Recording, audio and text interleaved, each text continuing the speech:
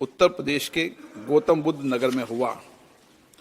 श्री हरिनारायण राजभर उत्तर प्रदेश के घोसी संसदीय निर्वाचन क्षेत्र से 16वीं लोकसभा के सदस्य थे। उन्होंने विज्ञान, प्रौद्योगिकी, पर्यावरण, वन संबंधी संसदीय स्थायी समिति के सदस्य रूप में कार्य किया। श्री राजभर को 2 कार्यकाल के लिए उत्तर प्रदेश विधानसभा के सदस्य रहे। उत्तर प्रदेश सरकार में कई विभागों के मंत्री भी रहे। श्री हरिनारायण राजभर का निधन 76 वर्ष की आयु में 12 अप्रैल 2026 को उत्तर प्रदेश के लखनऊ में हुआ। माननीय सदस्यगण, मुझे अत्यंत दुख के साथ सभा को प्रसिद्ध पार्श्व गायिका श्रीमती आशा भोसले जी के निधन के बारे में सूचित करना है। श्रीमती आशा भोसले भारतीय संगीत की सबसे बहुमुखी प्रतिभा से संपन्न और लोकप्रिय आवाज़ों में से एक थी। 7 दशकों से अधिक समय तक उन्होंने भारतीय सिनेमा और संगीत में अपना उत्कृष्ट योगदान दिया। अपने दीर्घ एवं शानदार करियर के दौरान श्रीमती आशा भोसले ने विभिन्न भारतीय और विदेशी भाषाओं में गीत गाया, जिससे उन्हें भारत और विदेशों में अत्यधिक लोकप्रियता और प्रशंसा मिली। उनके उत्कृष्ट योगदान को मान्यता देते हुए वर्ष 2008 में भारत के दूसरे सर्वोच्च नागरिक सम्मान पद्म विभूषण तथा वर्ष 2000 में फिल्म जगत के सर्वोच्च सम्मान दादा साहेब फाल्के पुरस्कार से सम्मानित किया गया है। इसके अतिरिक्त उन्हें कई राष्ट्रीय तथा अंतर्राष्ट्रीय पुरस्कारों से भी सम्मानित किया गया। श्रीमती आशा भोसले जी का निधन 92 वर्ष की आयु में 12 अप्रैल 2026 को महाराष्ट्र के मुंबई में हुआ। ये सभा हमारे 3 पूर्व साथियों और श्रीमती आशा भोसले के निधन पर गहरा शोक व्यक्त करती है तथा शोक संतप्त परिवारों के प्रति अपनी गहरी संवेदना प्रकट करती है। अब ये सभा दिवंगत आत्माओं के सम्मान में मौन रहेगी।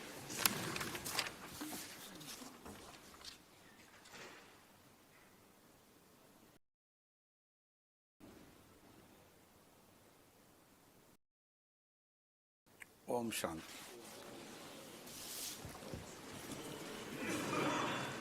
आज मौसम अच्छा है।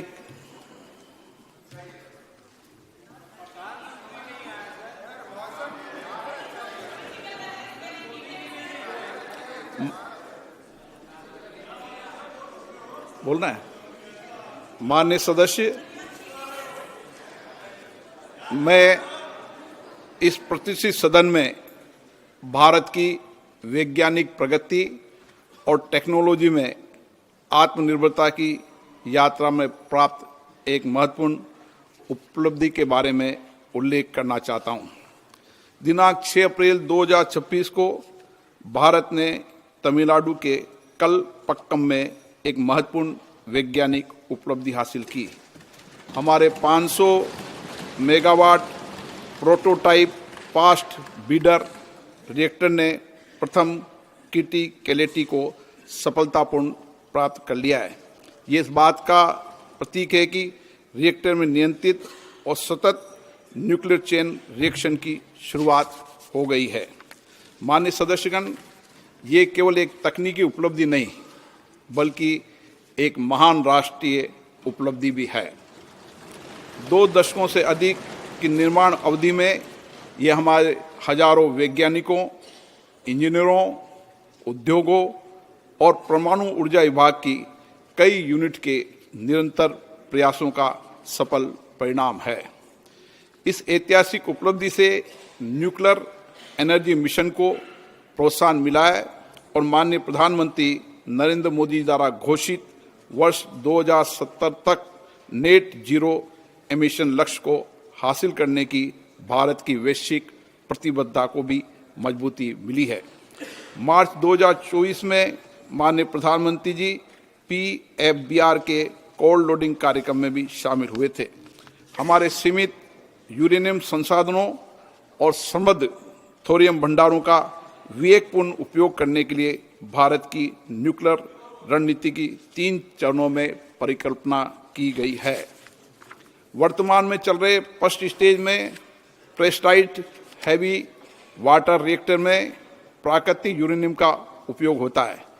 इसमें बाई प्रोडक्ट के रूप में प्लूटोनियम प्राप्त होता है। PFBR के सफल संचालन के साथ ही भारत ने सेकेंड स्टेज की दिशा में एक ऐतिहासिक कदम उठाया है।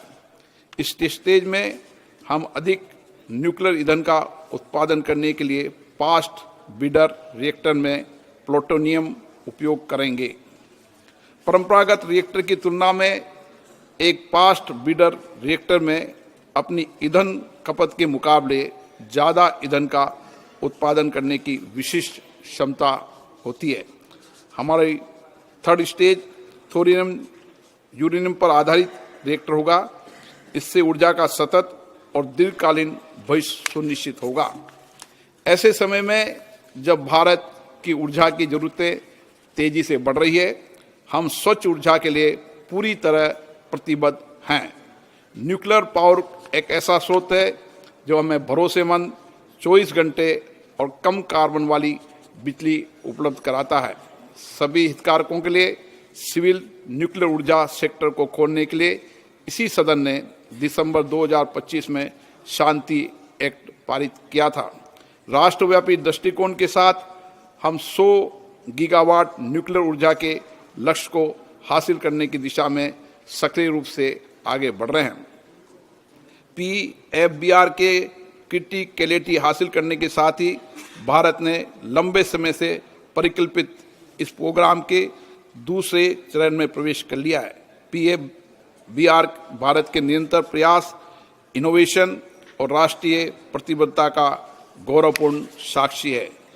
यह हमारी वर्तमान क्षमताओं को भविष्य की अधिक सतत और आत्मनिर्भर न्यूक्लियर ऊर्जा से जोड़ने वाली एक महत्वपूर्ण कड़ी है। ये उपलब्धि पूरी तरह स्वदेशी प्रयास के द्वारा हासिल की गई है। ये reactor Indira Gandhi atomic research centre द्वारा डिजाइन किया गया है। इसे nuclear power corporation of India limited ने बनाया है। इसमें अन्य भारतीय उद्योगों की भी महत्वपूर्ण भागीदारी है। ये हमारे वैज्ञानिकों के इकोसिस्टम और राष्ट्रीय सहभागिता की शक्ति का गौरवशाली प्रतीक है। माननीय सदस्य, इस उपलब्धि के साथ ही भारत इस एडवांस टेक्नोलॉजी में विशेषज्ञता हासिल करने वाले चुनिंदा देशों में शामिल हो गया है। इसने राष्ट्र को एक ऐसे राष्ट्र के रूप में स्थापित किया है जो जटिल और फ्रंटियर टेक्नोलॉजीज को पूरे आत्मविश्वास और आत्मनिर्भरता के साथ विकसित और उपयोग करने में सक्षम है। इससे महत्वपूर्ण बात यह है कि इस उपलब्धि से अपनी क्षमताओं पर भरोसा करने वाले और एक सुरक्षित, सतत एवं आत्मनिर्भर भविष्य के निर्माण पर जोर देने वाले देश का विश्वास दिखाई देता है। इसके अलावा PFBR के सफल संचालन से देश में न्यूक्लियर ऊर्जा का विस्तार आसान होगा और हम अपने कार्यक्रम के तीसरे चरण की ओर तेजी से बढ़ पाएंगे। इससे एडवांस रिएक्टर टेक्नोलॉजी, ईंधन साइकिल सिस्टम और हाई एंड इंजीनियरिंग में नए अवसर खुलेंगे। माननीय सदस्यगण, ये उपलब्धि एक नई शुरुआत है। ऐसी शुरुआत जो हमारे वैज्ञानिक पायोनियर्स के विजन को आगे बढ़ाती है। एक ऐसी शुरुआत जो ऊर्जा आत्मनिर्भरता के लिए हमारी यात्रा को सुदृढ़ करती है। एक ऐसी शुरुआत जो हमें विकसित भारत के लक्ष्य के निकट लाती है। ये एक ऐसा पल है जो हमारे समग्र भविष्य को आकार देने और हमारी साझा आकांक्षाओं को पूरा करने वाली विज्ञान और तकनीकी शक्ति में हमारे भरोसे को मजबूत बनाता है।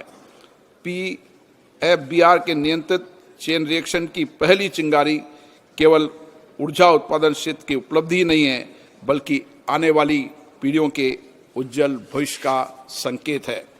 मैं आज इस सदन की ओर से इस उपलब्धि को संभव बनाने वाले वैज्ञानिकों, इंजीनियरों, टेक्नीशियन और इंडस्ट्री पार्टनर और सभी हितधारकों को के समर्पण और परिश्रम की सराहना करता हूं। सदन भी तालियां बजा दे तो सराहना हो जाएगी।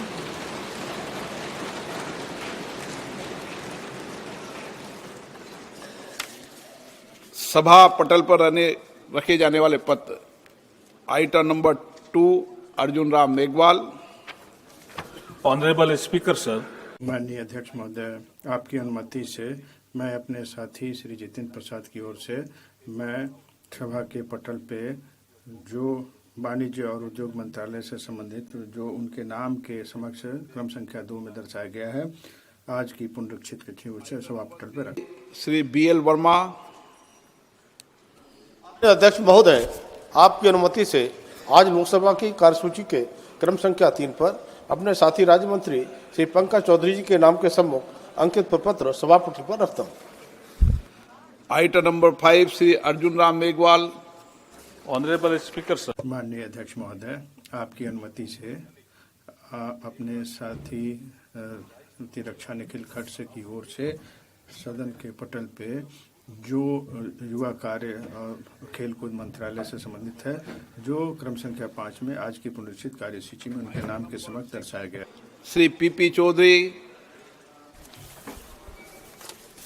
ऑनरेबल स्पीकर सर, माननीय अध्यक्ष महोदय, आपकी अनुमति से ये सदन ये सिफारिश करती है राज्यसभा को कि राज्यसभा 2 सदस्यों को जो 129वें विधेयक और जो संघराज क्षेत्र विधेयक में जो रिक्ति हुई है, श्री साकेत गोखले और श्री भुवनेश्वर कालिता के सेवानिवृत्ति से हुई है, और इस सदन को सूचित करे कि राज्यसभा में इनकी नियुक्ति की गई है। धन्यवाद। चौधरी द्वारा प्रस्तुत प्रस्ताव को स्वीकृत किया जाए।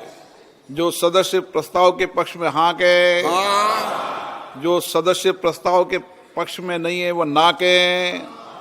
मेरे विचार में निर्णय हाँ वालों के पक्ष में प्रस्ताव स्वीकृत हुआ। Item number 7 Shri Arjun Ram Meghwal. धन्यवाद अध्यक्ष महोदय। मैं आपकी अनुमति से ये प्रस्ताव करता हूं कि भारत के संविधान का और संशोधन करने वाले विधेयक, संविधान 131वां संशोधन विधेयक 2026 को पूर्व स्थापित करने की अनुमति दी जाए। मैं सबको कुछ मौका दूंगा, पहले वह इंट्रोड्यूस हो जाए। Item number 8 Shri Amit Shah ji.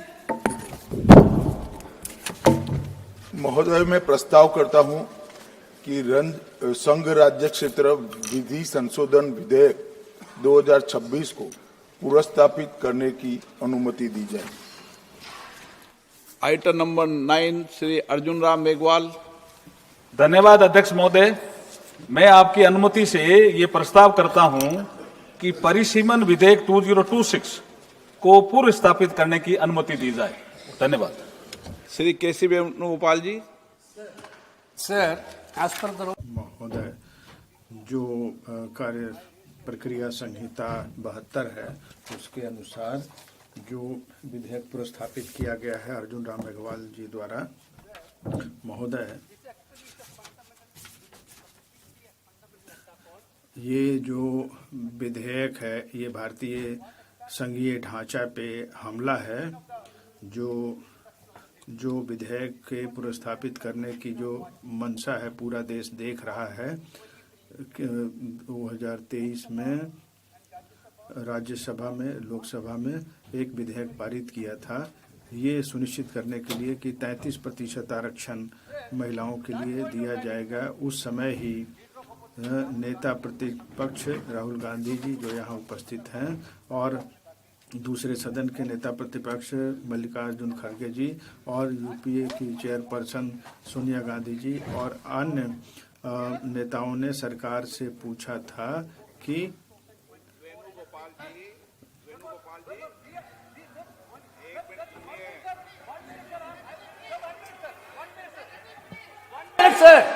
कृपया मेरी बात सुने।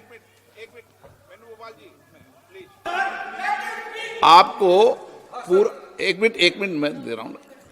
पूरे विषय पर मैं बोलने दूंगा, पर्याप्त समय दूंगा, लेकिन ये विषय अभी बिल इंट्रोड्यूस का है, उस पर बोल रहे, बाकी आप पूरा विषय रखना। मैं सबको पूरा विषय समय दूंगा।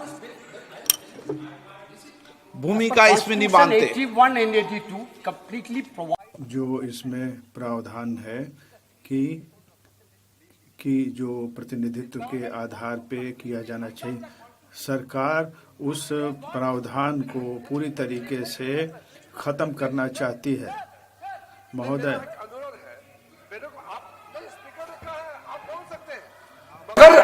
मगर स्पीकर ने जब कहा कि रूल 72 में आप इंट्रोडक्शन को अपोज करने के लिए रूल्स 72 में जो आप बोलना चाहते हैं तो वो टेक्निकल विषय है। आप जो है पूरा इशू पे डिबेट पे शुरू हो गया। वेणुगोपाल जी, ये डिबेट का समय का नहीं है, ये टेक्निकल आप ऑब्जेक्शन जो उठाया उस पे बोलना है। कॉम्पिटेंसी ऑफ द हाउस का जो मामला है आप उसको बताइए। नहीं, पूरा मौका देंगे। कोई अभी बिल पास थोड़ी हो रहा है। आप जितने घंटे जाओगे उतने घंटे मौका दूंगा। 33% of women reservation. 35% जो महिला आरक्षण की बात है, आप 2024 के चुनाव में आपने क्यों नहीं लागू किया?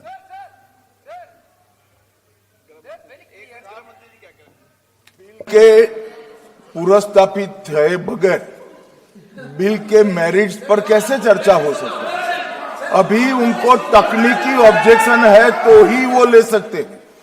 एक बार बिल पुरस्तापित होने के बाद ही बिल के मेरिट्स पर सदन के सदस्य बोल सकते हैं।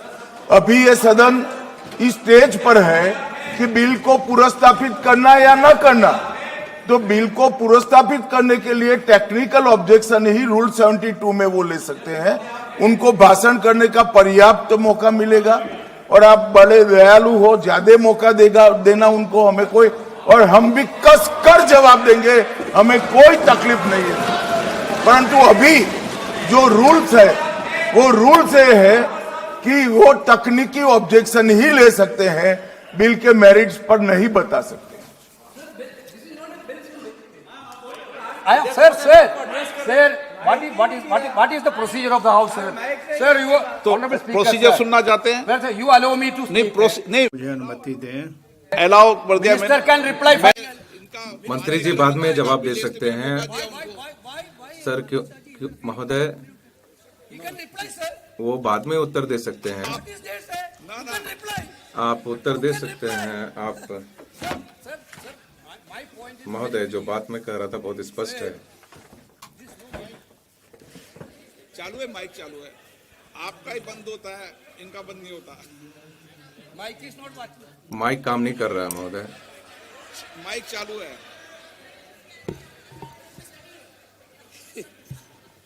Sir, महोदय, sir, therefore we insist इसलिए हमने इस बात पे जोर दिया कि महिला आरक्षण विधेयक को 2024 से लागू किया जाना चाहिए था। आप एक विधेयक लेकर आए थे women reservation will कि महिला implemented. आरक्षण विधेयक को कार्यान्वित किया जाएगा जनगणना के बाद और उसके बाद परिसीमन के बाद जो है। This is by the government only. ये तो सरकारी बात कर रही थी, हमने ये बात नहीं कही थी। अब आप कह रहे हैं Census is not possible. कि परिसीमन जो है You have a better के बिना नहीं हो पाएगा। have a better example in Jammu Kashmir. आपके जैसे जम्मू कश्मीर में एक बेहतर उदाहरण है कैसे परिसीमन की प्रक्रिया जो है पूरे देश में हो गई, असम में हो गई। Sir, my point is that, sir, महोदय, जो बात मैं कहना चाह रहा हूँ, ये when Indira Gandhi ji was जब the prime minister, Indira Gandhi ji प्रधानमंत्री protection थी, of the state has been राज्यों का जो संरक्षण था वो संविधान के तहत प्रदत्त किया गया था। also अटल बिहारी वाजपेयी जी ने भी 2001 में extended that protection. उस संरक्षण को आगे रखा। अब आप उसको वापस ले लेना चाहते हैं। जो इंदिरा जी और अटल बिहारी वाजपेयी जी ने संरक्षण दिया था संविधान के तहत, उसको वापस लेना चाहते हैं। उनकी जो मंशा थी बहुत स्पष्ट थी। आपकी जो मंशा है, आप लोकतंत्र को हाईजैक करना चाहते हैं। आपकी जो भारत के लोगों की मानसिकता उसको आप समझ नहीं पा रहे हैं। 2029 के चुनाव के लिए आप एक दूसरे मार्ग से वहां पहुंचना चाह रहे हैं, इसलिए आप एक संविधान विरोधी विधेयक लेकर आए हैं। मुझे लगता है कि मंत्री जी को ये विधेयक वापस लेना होगा, उनको वापस लेना चाहिए महोदय। पहले ही सदन को बता दूं कि इस बिल पर व्यापक चर्चा होगी, इसलिए आप अपने विषय को जब व्यापक चर्चा हो जब बोले हैं, और पर्याप्त समय आपको दूंगा, कोई समय की कमी नहीं रहेगी। अभी नियम प्रक्रियाओं से सदन चले, 72 में ही आप ऑब्जेक्शन करें, ये मेरा आग्रह है आपसे। श्री धर्मेंद्र यादव जी, आपको देंगे। धन्यवाद अध्यक्ष जी। नोटिस पहले सबसे पहले नोटिस आपका। मैं अपनी पार्टी और अपने नेता आदरणीय अखिलेश जी की ओर से ये जो तीनों ही के तीनों बिल आए हैं, संविधान संशोधन बिल, परसीमन बिल, संघराज बिल, तीनों ही बिलों का पुरजोर विरोध करता हूं सभापति जी, और संवैधानिक आधार पर करता हूं। देश के संविधान में हम संसद को पावर इस बात की दी गई है कि संविधान की संरक्षा करे, सुरक्षा करे, लेकिन सभापति जी आज एक ऐसे बिल आए हैं कि हम लोग संविधान को ही तोड़ना, मरोड़ना, फोड़ना चाह रहे हैं, और इसका हम समाजवादी पार्टी के लोग पुरजोर विरोध करते हैं। सभापति जी, विरोध के आधार हैं सभापति जी, जिस तरह से डिलिमिटेशन को जनगणना से पृथक किया जा रहा है, ये मैं समझता हूं संविधान की भावनाओं के पूरी की तरह से विरोध में है। जिस तरह से महिला बिल के नाम पर महिला बिल की चाशनी, अध्यक्ष जी एक मिनट तो देना पड़ेगा अध्यक्ष जी, नहीं देंगे, दीजिए। ऐसे नहीं महिला बिल की चाशनी के नाम पर जो हाल कश्मीर का हुआ है, आसाम का हुआ है, वही हाल पूरे देश के करने का जो प्रयास है, हम संपूर्ण विपक्ष की ओर से इसका हम पुरजोर विरोध करेंगे। सभापति जी एक आधी बात और, इस बिल के अंदर जब तक पिछड़े वर्ग की महिलाएं, जब तक मुसलमान भाइयों की महिलाएं नहीं शामिल की जाएंगी, हम समाजवादी लोग इसका साथ नहीं देंगे। और एक बात और स्पष्ट करना चाहता हूं, समाजवादियों से बड़ा महिलाओं का हितैषी इस देश की कोई पार्टी नहीं है। आज भी आपसे ज्यादा प्रतिशत हमारे अंदर महिलाओं की है। इसलिए सभापति जी आपके माध्यम से सरकार से अनुरोध है कि इस बिल को, संविधान संशोधन बिल को, परसीमन बिल को, केंद्र राज्य संशोधन बिल को वापस लिया जाए, और जो 2023 में महिला बिल लागू किया इस सदन ने, उसका अनुपालन किया जाए, देश के अंदर लागू किया जाए। अब सब सीनियर सदस्य हैं, सबको बार बार टोकने का, रोकने का कहेंगे तो अध्यक्ष महोदय हमें टोकते हैं। इसीलिए क्या महिला आरक्षण के खिलाफ हैं क्या आप?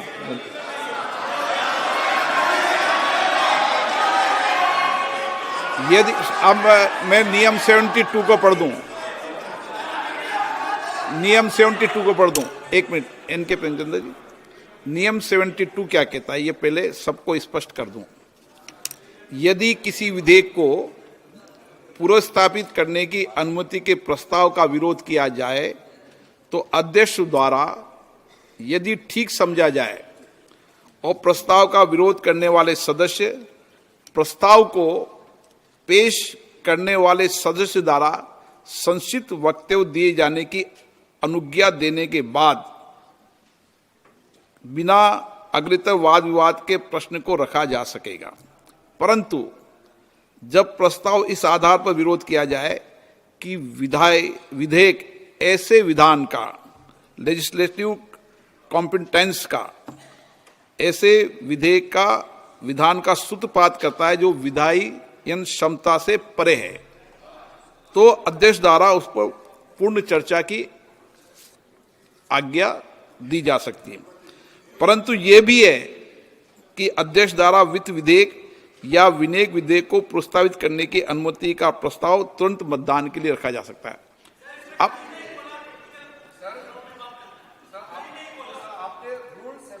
टू में जिन्होंने नोटिस दिया है, आपने रूल 72 में ये टेक्निकल विषय उठाने का मौका दिया जा रहा है। मेरा एक बहुत विनम्रता से एक रिक्वेस्ट है, अभी जैसे हमारा समाजवादी ने कहा कि मुस्लिम महिलाओं का आरक्षण होना चाहिए, ये आज संवैधानिक बात इस तरह का रूल 72 में ना बोले। धर्म के नाम पर यह रिजर्वेशन नहीं हो सकता, संविधान में नहीं है, इस तरह का बात ना करें। आपने नहीं बुलाया अजी को महिला विधेयक को।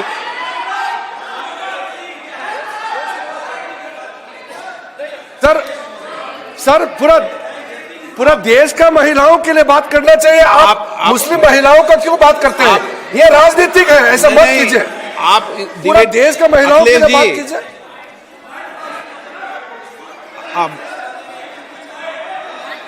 अखिलेश जी बोलते हैं जल्दीबाजी क्यों है आपको जल्दीबाजी क्यों है? महिला विधेयक के पक्ष में हम, आप जनगणना क्यों नहीं कराना चाहते? ये अध्यक्ष महोदय, सेंसस ये इसलिए नहीं करना चाहते हैं कि जैसे ही जनगणना होगी हम सब लोग जाति गणना मांगेंगे, जनगणना होगी तो हम आरक्षण मांगेंगे। अखिलेश जी, इसीलिए आप लोग धोखा देकर के आना अखिलेश चाहते हैं। जी, आपको भी पर्याप्त मौका देंगे, सबको पर्याप्त मौका देंगे। माननीय अध्यक्ष जी,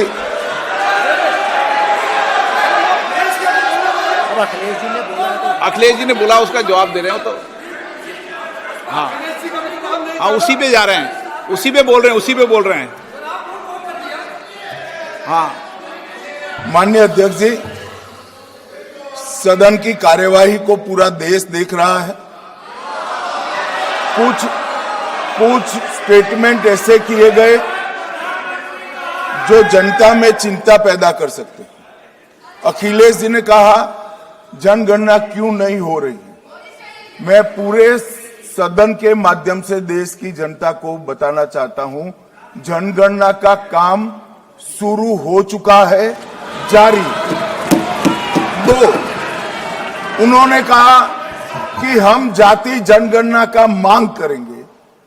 मान्यवर, मैं आपके माध्यम से सदन को बताना चाहता हूं कि सरकार ने जाति की जनगणना करने का निर्णय ले चुकी है और आप बैठिए बता दो। अरे बैठिए भाई, बैठिए। और जाति के साथ ही ये जनगणना हो रही है। माननीय सदस्य धर्मेंद्र यादव जी कह रहे हैं कि कॉलम नहीं है। उनको मालूम पड़ना चाहिए कि अभी घरों की गिनती हो रही है और घरों की कोई जाति नहीं होती है। समाजवादी पार्टी का चले तो घरों की भी जाति तय कर ले। मान्यवर, जब व्यक्तियों की जनगणना होगी, नागरिकों की जनगणना होगी, तब उसमें जाति का कॉलम रखा है। ये मेरा विभाग है। मैं सदन को आश्वस्त करना चाहता हूं कि ये जनगणना जाति जनगणना के साथ ही होने वाली है। तीसरी बात, इन्होंने ये जो आपने समझाया कि नियम 72 की जो खिड़की है वो हमें लेजिस्लेटिव कॉम्पिटेंसी पर और कॉन्स्टिट्यूशनल कॉम्पिटेंसी पर बोलने की ही इजाजत देती है। वो खिड़की का उपयोग कर धर्मेंद्र यादव जी ने एकदम गैर संवैधानिक बात करी, मुस्लिम महिलाओं को आरक्षण की। मान्यवर, हमारा संविधान किसी भी प्रकार के धर्म के आधार पर आरक्षण की कतई मंजूरी नहीं दे रहा। और मैं फिर से संकल्प सरकार का बताता हूं कि धर्म के आधार पर मुस्लिमों को किसी भी प्रकार का आरक्षण गैर संवैधानिक है, इसका सवाल ही पैदा नहीं होता है।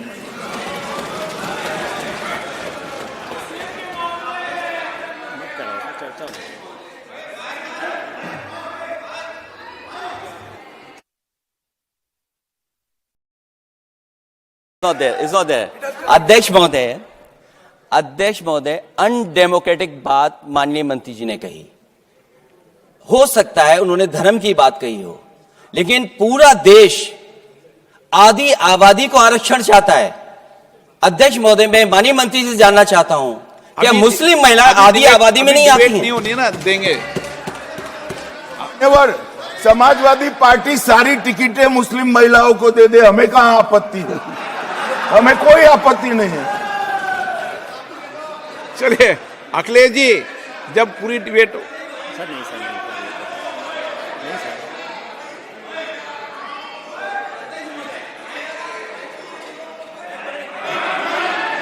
अच्छा, अध्यक्ष महोदय, बहुत विनम्र उससे होकर के किसी को हर्ट न करे वो बात भी मैं कहना चाहता हूं।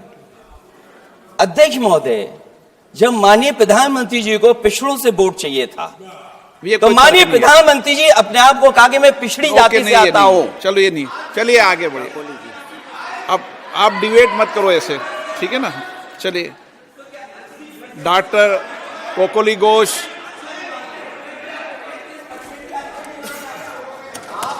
जब आपको डिबेट होगा तो पर्याप्त मौका मिलेगा। आप सारा विषय रखना, डिबेट के समय कोई दिक्कत नहीं है। Honourable sir. माननीय अध्यक्ष महोदय, मैं अखिल भारतीय तृणमूल कांग्रेस की ओर से बोलने के लिए खड़े हूं और मैं इस विधेयक का विरोध करने के लिए खड़ी हूं और दो कारणों से इसका विरोध कर रही हूं। जो 131वां संशोधन विधेयक लाया गया है, जैसा कि अनुच्छेद 234 का है, जिसके बारे में महिला आरक्षण को जो है वो भविष्य में आने वाले परिसीमन की जो प्रक्रिया उस पर आधारित होगा। इससे एक अनिश्चितता का माहौल बनता है और इसके कार्यान्वयन में सरकार के द्वारा विलंब करने की मंशा साबित होती है। ये एक राजनीतिक प्रक्रिया नहीं है। समानता जो है जन्म से ही प्राप्त होती है, लोकतांत्रिक अधिकारों से प्राप्त होती है, जो संविधान के तहत डॉक्टर अंबेडकर साहब द्वारा दी गई है, जिसके अभी हमने जन्म शताब्दी मंगाई है, जन्म समारोह मंगाया है।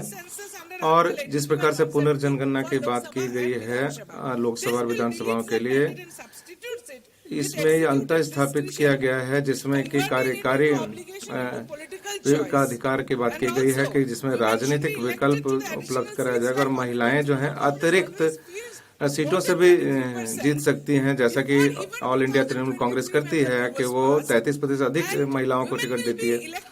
और महिलाएं जो हैं ऐसे सीटों से चुनकर आई जो अतिरिक्त सीटें हैं जहां पे आरक्षण नहीं है, और जो विद्यमान जो पुरुष संसद सदस्य हैं उनकी सीटें बिना काटे जो है किया गया, और ये अलोकतांत्रिक है, असंवैधानिक है। सदन में सभी मान्य नेताओं को विरोध बिल का करें, उसके पहले अपने मत को दे देंगे तो देश समझ जाएगा। इसलिए पूरी डिबेट के समय मत देना, अभी विधायी क्षमता पे कर लो। चलिए, नहीं वो तो ठीक है, लेकिन मैंने कहा एन.के. प्रेमचंदन जी समझा दो इनको। आप तो एन.के. प्रेमचंदन जी, आप रूल्स में बोलना, ठीक है ना? अगर आप रूल्स में नहीं बोलोगे तो लोग ठीक नहीं समझेंगे। Thank you very much. धन्यवाद माननीय अध्यक्ष महोदय। मैं संविधान 131वां संशोधन विधेयक 2026 का विरोध करने के लिए खड़ा हुआ हूं। 6 ऐसे मेरे कारण है जिसके आधार पर मैं इसका विरोध कर रहा हूं, और ये संवैधानिक आधार हैं, जिसमें जो संवैधानिक क्षमता है उसको चुनौती दी गई है। जो विधायी क्षमता है कि इस विधेयक को प्रस्तावित किया जा सकता है कि नहीं, उस पर चर्चा होनी चाहिए। जो परंतु है नियम 72 का, मुझे कुछ समय दीजिएगा ताकि मैं अपनी बात को यहाँ पर सही ढंग से रख सकूं, ताकि विधायी क्षमता इसकी कितनी है। जो पहला है, जो 131वां संशोधन विधेयक है, ये महिला आरक्षण विधेयक के लिए नहीं है, बल्कि ये परिसीमन के लिए है। ये हमारा मौलिक आपत्ति है इसके आधार पर। जो माननीय गृह मंत्री जी जो है बार बार महिला आरक्षण की बात कर रहे हैं। संविधान के जो प्रावधान है उसके तहत 2 ऐसे सदस्यों को निर्वाचित कर सकते हैं। जो महिला आरक्षण विधेयक को हमने पारित किया 2023 के अधिनियम के तहत, और अब ये संविधान का भाग बन चुका है।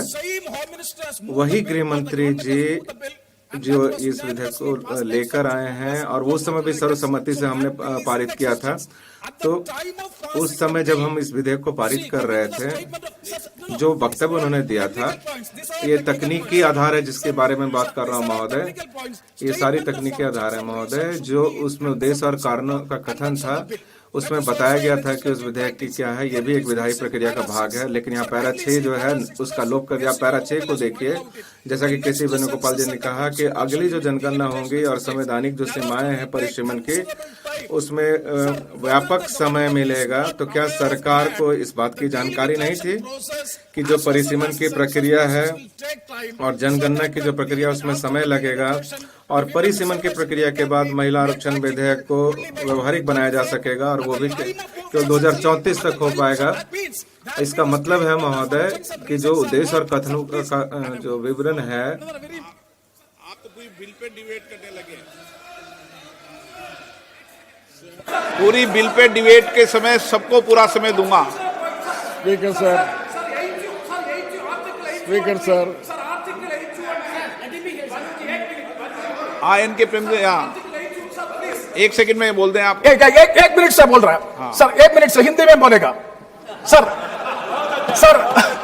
आर्टिकल 81(3) सर आर्टिकल 81 क्लॉज 3 जो अनुच्छेद 81(3) है उसके अनुसार जो है, जिसमें संवैधानिक जो मामला है उसके तहत जो जनगणना के आधार पे ये पता चलेगा कि जनसंख्या कितनी है, और संवैधानिक बाध्यता है और उसको सरकार जो है, जो संवैधानिक जो कार्यादेश है उसको बदलने के लिए सरकार लेकर आई है और वो जो है सामान्य बहुमत से पारित किया जा सकता है। ये संविधान की से जुड़ा मामला है। अमेंडमेंट उस बिल में लाए ना इसको।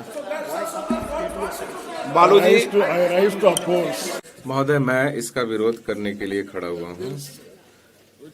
जो विधेयक जिसको जो है कई विधेयकों के साथ लाया गया है, इसे सैंडविच विधेयक हम कह सकते हैं। एक सैंडविच के रूप में इसे लाया गया है और इसको एक दूसरे से जोड़ दिया गया है। सरकार जो है इस बात को लेकर आगे नहीं आई है कि सभी विधेयकों को अलग अलग रखा जाए। उन्होंने जो है सैंडविच बना दिया है, इसका एक विधेयक के साथ सबको जोड़ दिया है। और इस सभा में सभी जो माननीय सदस्य बोलने वाले हैं उनको बहुत कठिनाई होगी, वो अलग अलग करके बोल पाए उन विधेयकों को कि कौन सा विधेयक किसके लिए है। तो सबसे पहले मैं कहना चाहूंगा, हम महिला आरक्षण विधेयक के पक्ष में हैं जो 2023 में लोकसभा और राज्यसभा में पारित हुई थी, जो रिकॉर्ड पे है। इसलिए ये आवश्यक नहीं है कि आप एक अन्य विधेयक को लेकर आए। उसी समय सरकार को आगे आकर जो है 2024-25, अभी तो हम 26 में आ चुके हैं,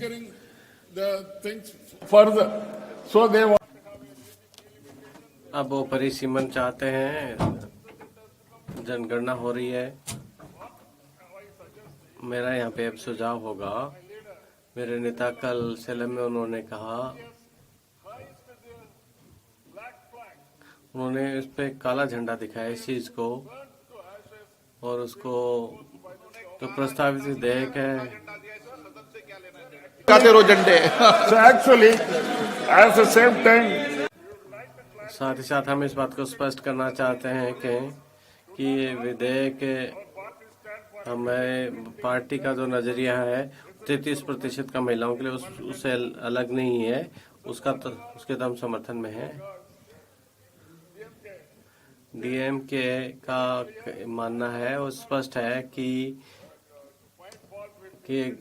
एक कमी आना निकालना ही हमारा मकसद है।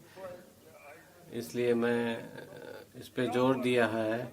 हम महिला आरक्षण के पक्ष में हैं और महिला आरक्षण बिना किसी विलंब के उसको लागू किया जाना चाहिए। Shri Asaduddin Owaisi. Sir, I oppose this. महोदय, इस विधेयक को प्रस्तापित करने का मैं विरोध करता हूं, क्योंकि ये संसदीय लोकतांत्रिक व्यवस्था और सहयोगी संघवाद का विरोध है। इसमें ये महोदय महिला आरक्षण के संबंध में इसका मतलब है कि दक्षिण के जो राज्य हैं उनको संख्या कम करके उन पे राज करना है। संघीय घाटवाद है, वो संविधान में उसकी व्यवस्था है। इससे ज्यादा शक्तियां देती हैं ज्यादा जनसंख्या को और छोटी जनसंख्या को कम महत्व मिलता है। ये भी संघवाद का विरोधी है। महोदय, जो हिंदी है उसमें 38.8% है। जनसंख्या अब बढ़ के 43% हो जाएगा। दक्षिण का 23 से कम होकर 20% हो जाएगा। संसदीय लोकतंत्र की क्षमता को भी कम करता है। तेलंगाना के जो वोटर ये महसूस करते हैं कि मतदान करे या न करे, यदि निर्णय उत्तर प्रदेश से लिए जा रहे हैं। तीसरी बात यह है 19(1)(2) का विरोध करती हैं कि विधेयक को प्रस्तावित करने के लिए एक नोटिस देना होती है और सभी माननीय सदस्यों को 2 दिन पहले उसको उपलब्ध कराना होता है। ये पूरी तरह उल्लंघन है 123B RPA अधिनियम 1951 का। दूसरा, एक सप्ताह पहले मतदान के पहले मिलना चाहिए। इसके पुरस्तावन पर मैं मतदान चाहता हूँ।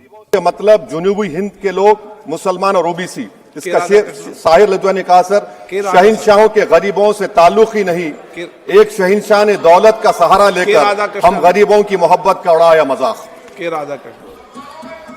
के Radhakrishnan ji. Yes yes, thank you sir. धन्यवाद महोदय। मैं इस संविधान 131वें संशोधन विधेयक की प्रस्तावना का विरोध करता हूं। महोदय, कोई भी संविधान संशोधन में संघवाद और लोकतंत्र का महत्व दिखना हमेशा चाहिए, लेकिन हमारे इस विधेयक में गंभीर चिंताएं आ रही हैं। इसलिए जो सहकारी संघवाद है उसका विरोध है। इसमें संविधान के संबंध में है ये कहना है कि 106वां जो संविधान संशोधन विधेयक आया था 2023 में,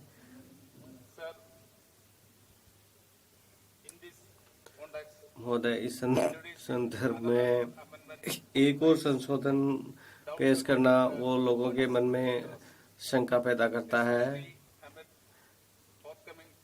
विशेषकर अभी राज्यों में चुनाव के संबंध में और आशंका पैदा होती है मतदाताओं के मन में, और इसको इतनी जल्दबाजी करने की जरूरत क्या थी। इससे केंद्र शक्तियों का केंद्रीकरण होगा और राज्य कमजोर हो जाएंगे। इसलिए महोदय, मैं निवेदन करना चाहूँगा सरकार से कि सरकार इस विधेयक को वापस ले।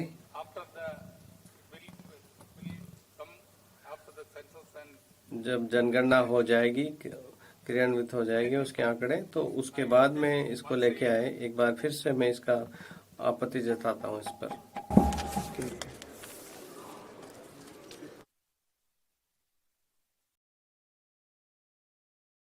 आप गृहमंत्री जी बोलना चाहते हैं कुछ अभी? ठीक, ओके प्लीज। प्रश्न ये कि विधेयक को पुनर्स्थापित करने की अनुमति प्रदान की जाए। Item number 7। हाँ, अभी तो शुरू तो होने दो। डिवीजन ही रहता है संविधान संशोधन के अंदर। बिना डिवीजन के, बिना मत विभाजन के संविधान संशोधन नहीं होते हैं। आप तो वरिष्ठ नेता हैं। प्लीज। Item number 7। प्रश्न ये कि विधेयक को पुनर्स्थापित करने की अनुमति प्रदान की जाए। जो सदस्य इसके पक्ष में हैं वह हाँ कहें, जो सदस्य विरोध में ना कहें। मेरे विचार में निर्णय हाँ वालों के पक्ष में हुआ।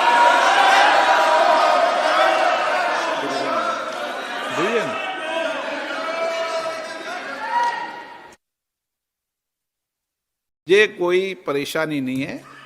ये संवैधानिक रूप से आप डिवीजन मांग सकते हो, लेकिन मेरा ये कहना है कि संविधान संशोधन में डिवीजन होता ही होता है, मत विभाजन होता है। अभी का समय खर्च मत करो, बोलने का समय रहेगा आपका। विचार करो।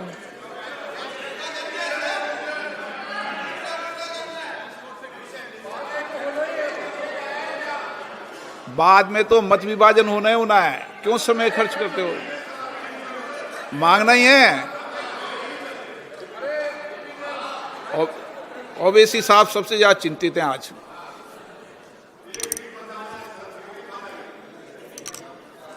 लॉबी खाली कराए जाए।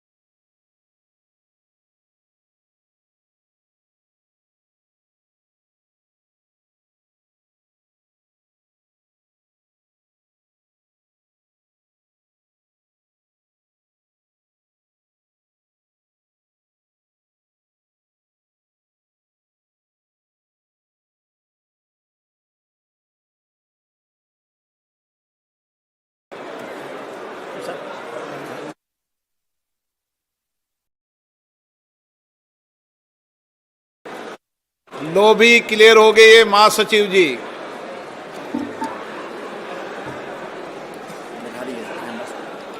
माननीय सदस्य, प्लीज माननीय सदस्य सब अपनी अपनी सीट पे बैठिए। Kind attention of माननीय सदस्यों का ध्यान आकर्षित किया जाता है कि बैठिए सब अपनी सीट पे। माननीय सदस्य सब अपनी सीट पे बैठ जाए। इसको नाम लेके बोलूंगा मैं कि आप सीट पे नहीं बैठ रहे।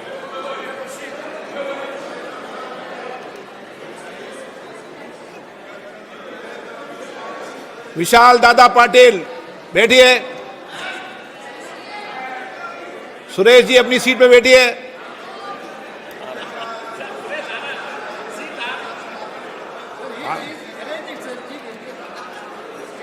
आठ बार के मेंबर ऑफ पार्लियामेंट है। माननीय महासचिव जी, kind attention of the honorable माननीय सदस्यों का ध्यान स्वचालित मतदान प्रणाली कैसे करनी है इसकी तरफ निश्चित बातें ध्यान रखना है। प्रत्येक माननीय सदस्य अपने स्थान पर ही बैठे और वहीं से उस सिस्टम का प्रचालन करें। जब माननीय अध्यक्ष ये कहते हैं कि अब मतदान, तो महासचिव मतदान प्रणाली को सक्रिय करेंगे और एक गोंग की आवाज सुनाई देगी। उसके बाद मतदान के बाद जब गोंग की आवाज सुनाई दे तभी मतदान शुरू होगा। माननीय सदस्य साथ साथ एक वोट सिक्योर बटन है जो बाईं तरफ है मल्टीमीडिया डिवाइस की तरफ से जो हेडफोन प्लेट पे लगा है, और निम्न में से कोई एक बटन जो दाहिनी तरफ हेडफोन प्लेट के लगा है, हाँ के लिए हाँ, ना के लिए लाल कलर रंग का और अनुपस्थित रहने के लिए पीले रंग का बटन दबाना है। इसलिए अनिवार्य है कि दोनों बटनों को एक साथ दबाए रखना जब तक कि दूसरी गोंग सुनाई ना दी जाए। माननीय सदस्य इस बात को नोट करें कि मत आपका रजिस्टर नहीं होगा यदि बटनों को पहली गोंग से पहले अगर दबा दिया या दोनों बटन एक साथ नहीं दबाए गए जब तक दूसरी गोंग की आवाज सुनाई ना दे। प्रत्येक माननीय सदस्य देख सकते हैं कि उनका अंतिम परिणाम कुछ सेकंड बाद में यहाँ पे दिखाई दे जाएगा। दूसरी गोंग सुनने के बाद माननीय सदस्य अपने मतदान को चेक कर सकते हैं कि उनका डिस्प्ले बोर्ड पे किस प्रकार हुआ है। मल्टीमीडिया डिवाइस पे भी देख सकते हैं हाँ या ना या अनुपस्थित का बटन जैसा भी उन्होंने मतदान किया है। यदि मतदान रजिस्टर नहीं हुआ, कोई भी माननीय सदस्य अगर अपने मतदान को बदलना चाहें तो मतदान स्लिप के लिए वो पूछ सकते हैं। प्रश्न ये कि विधेयक को पुनर्स्थापित करने की अनुमति प्रदान की जाए। जो सदस्य इसके पक्ष में हैं वो हाँ कहें, जो सदस्य विरोध में ना कहें। मेरे विचार में निर्णय हाँ वालों के पक्ष में हुआ। कौन डिवीजन मांग रहा है? एक सदन में आपके अलावा कोई डिवीजन नहीं मांग रहा। ओ, आप मांग रहे हो। प्रश्न है कि विधेयक को पुनर्स्थापित करने की अनुमति प्रदान की जाए। जो सदस्य इसके पक्ष में हैं वो हाँ कहें, जो सदस्य विरोध में ना कहें। डिवीजन तो अब मतदान की प्रक्रिया शुरू करें।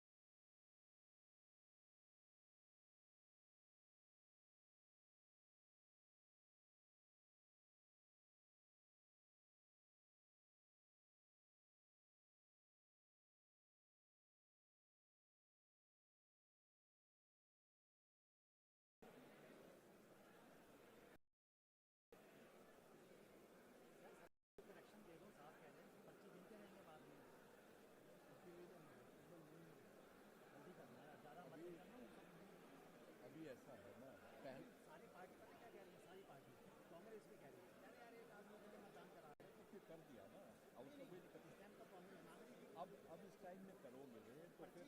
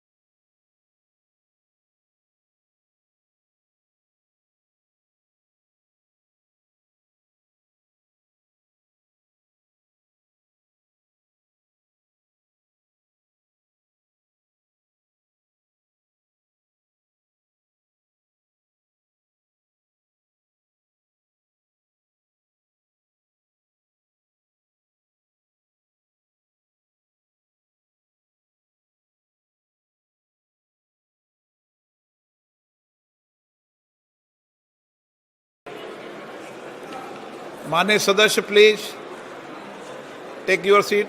माननीय सदस्य, शुद्धि के आद्य दिन मत विभाजन का शुद्धि के आद्य दिन करेक्शन के आधार पर मत विभाजन का परिणाम इस प्रकार है।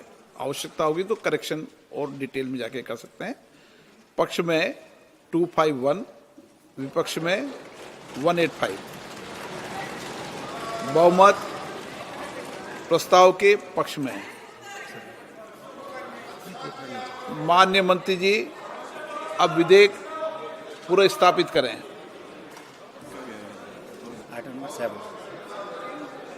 Item number 7।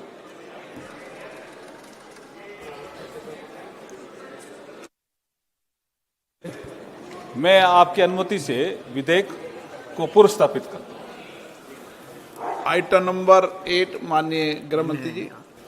महोदय, मैं प्रस्ताव करता हूं कि संघ राज्य क्षेत्र विधि संशोधन विधेयक 2026 पर विचार किया जाए। 1 मिनट, थोड़ा संशोधन करना पड़ेगा मुझे आइटम नंबर 7 को लेके।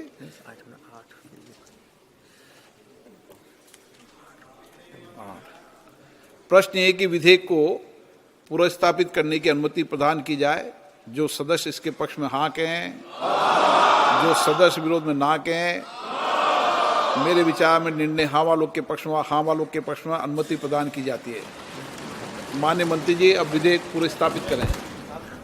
महोदय, मैं प्रस्ताव करता हूं कि संघ राज्य क्षेत्र विधि संशोधन विधेयक 2026 पर विचार किया जाए। पुनर्स्थापित। Item number 9। प्रश्न ये कि विधेयक को पुनर्स्थापित करने की अनुमति प्रदान की जाए। जो सदस्य इसके पक्ष में हाँ कहें, जो सदस्य विरोध में ना कहें। मेरे विचार में निर्णय हाँ वालों के पक्ष में अनुमति प्रदान की जाती है। माननीय मंत्री जी अब विधेयक को पुनर्स्थापित करें। अध्यक्ष महोदय, मैं आपकी अनुमति से विधेयक को पुनर्स्थापित करता हूं। धन्यवाद। Item number 10 Shri Arjun Ram Meghwal. Item number 10 66। अध्यक्ष महोदय, with your kind permission I move. अध्यक्ष महोदय, मैं आपकी अनुमति से मैं निम्न प्रस्ताव करता हूं कि इस सदन में नियम 66 के परंतु को संविधान के विधेयक पर निर्भर होने की सीमा तक परिसीमन विधेयक 2026 और संघ राज्य क्षेत्र विधि संशोधन विधेयक 2026 पर विचार तब पारित करने के प्रस्तावों के सम्मिलित होने पर निलंबित कर दिया जाए।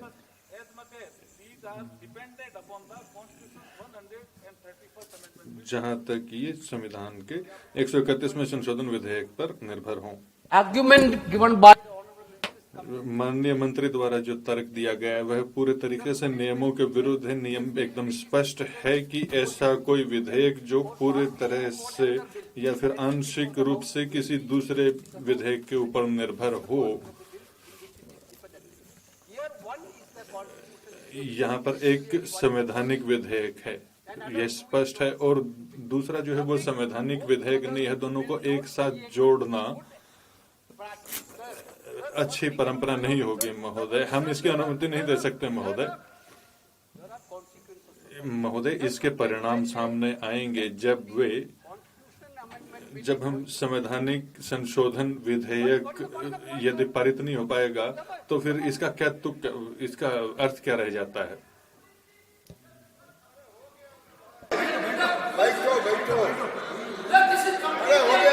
हो गया, आप बोल लिए। आप तो अपनी बात कीजिए माननीय गृह मंत्री। माननीय अध्यक्ष जी, मैं व्यवस्था दे रहा हूं इस पे, मैं व्यवस्था दे रहा हूं अभी।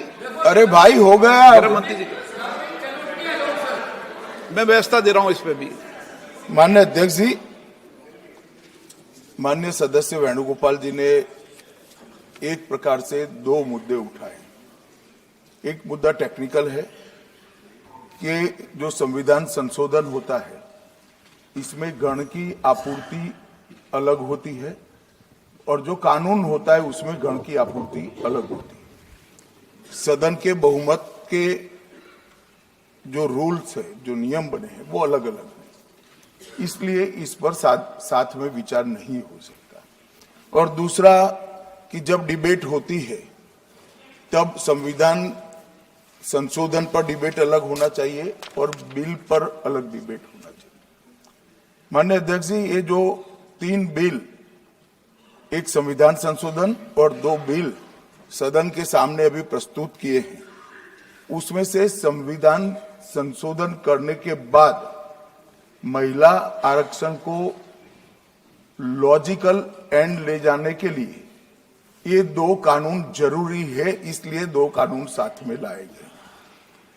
एक प्रकार से संविधान संशोधन होने के बाद जो जरूरियात उत्पन्न होती है उसी में से ये 2 कानून लाने का सोचा गया है। जहां तक उनका सवाल है कि बिल पारित करने में मत का विभाजन अलग अलग होता है, तो अभी हम चर्चा एक साथ में करें, क्योंकि एक कुल मिलाकर एट लेंथ में देखें तो एक ही विषय पर चर्चा होना है। जब आप बिल पारित करोगे तो स्वाभाविक रूप से तीनों संविधान संशोधन में अलग डिवीजन होगा और बिलों की डिवीजन की जरूरत पड़ी तो भी वो अलग होगा।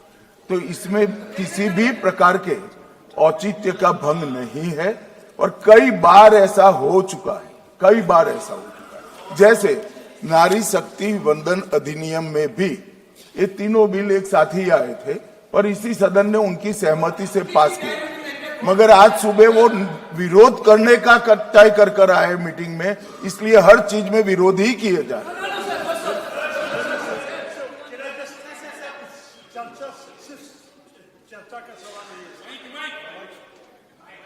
नहीं, मैंने उनको अलाउ थोड़ी किया है। नो, नहीं, आप उनकी वकालत मत करो। नो, शशि थरूर जी ने ज्ञान दे दिया वेणुगोपाल जी को, या तो वेणुगोपाल जी ज्ञान प्राप्त नहीं करते तो शशि थरूर जी को बोलने दिया इन्होंने, मैं क्या करूं?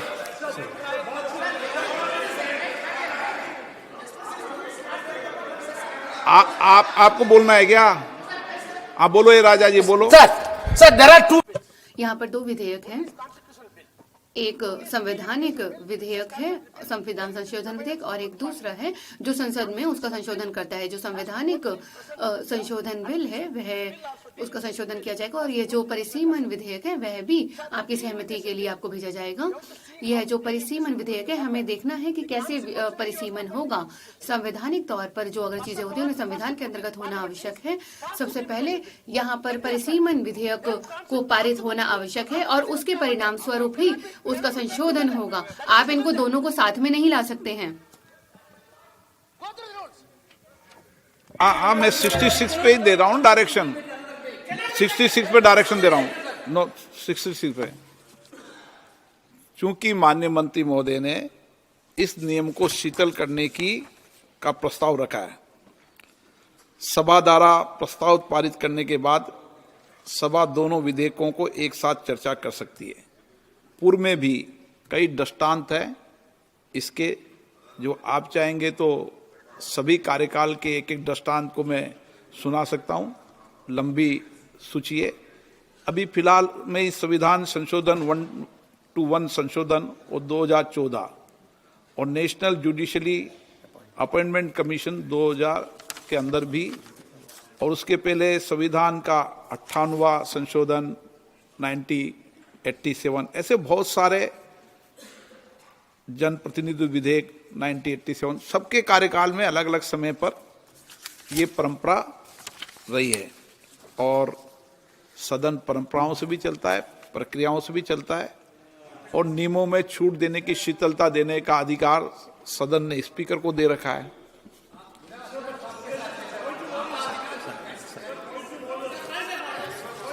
पॉइंट ऑफ ऑर्डर इसमें नहीं है। प्रश्न ये है कि माननीय मंत्री जी द्वारा प्रस्तुत प्रस्ताव को स्वीकृत किया जाए। जो सदस्य प्रस्ताव के पक्ष में हाँ कहें, जो सदस्य प्रस्ताव के विरोध में ना कहें। मेरे विचार में निर्णय हाँ वालों के पक्ष में हुआ, हाँ वालों के पक्ष में प्रस्ताव स्वीकृत हुआ। लॉबी खोल दी जाए। अब माननीय सदस्य, सदन की मैं मत लेना चाहता हूं कि इस पे कितने घंटा चर्चा चाहते हैं आप।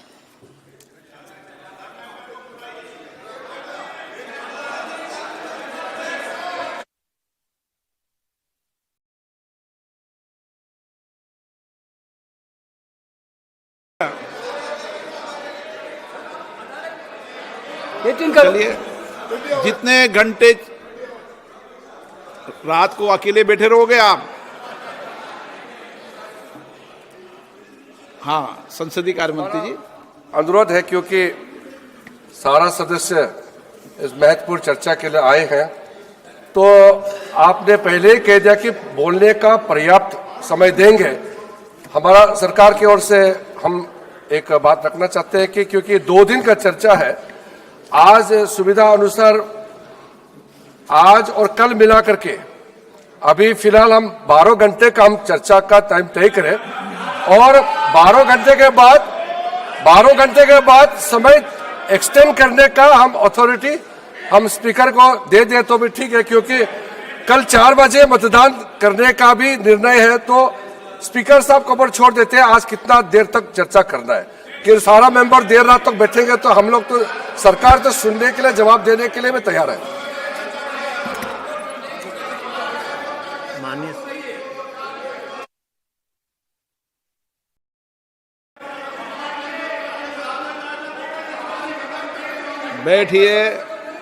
बैठिए। माननीय सदस्यगण, इन तीनों विधेयकों पर कल 4 बजे 17 तारीख को 4 बजे मतदान होगा। उसके पहले आज आपको लंबी चर्चा करनी पड़ेगी और 15-18 घंटे, जितना घंटा चाहेंगे आपको चर्चा का पर्याप्त अवसर देंगे। कमी नहीं रहेगी समय के पास, सबको समय देंगे। अभी तक माननीय सदस्य 3 घंटे में भी आप एक पार्टी के सदस्य हो और आपका समय 1 मिनट बैठता है। हर व्यक्ति ने हर विधेयक पर 6-6, 7-7 घंटे बोले हैं। ऐसा नहीं बोल सकते आप। कौन से विधेयक पर? हर विधेयक पे मैंने सबको पर्याप्त समय दिया है सदन के अंदर, हर विधेयक पर। 370 जब पारित हुआ था विधेयक का, जब गृह मंत्री जी ने आग्रह किया कि जितना समय देना दें, इस विधेयक पर भी सरकार और आपका मत भी यही है कि जितना देर चर्चा करना चाहें करें। ये महत्वपूर्ण विधेयक है, विधेयक महत्वपूर्ण संविधान संशोधन है, इसलिए व्यापक डिटेल चर्चा होनी चाहिए और इस पर 4 बजे मतदान होगा ताकि सबको जानकारी रहे। श्री अर्जुन राम मेघवाल जी। धन्यवाद अध्यक्ष महोदय।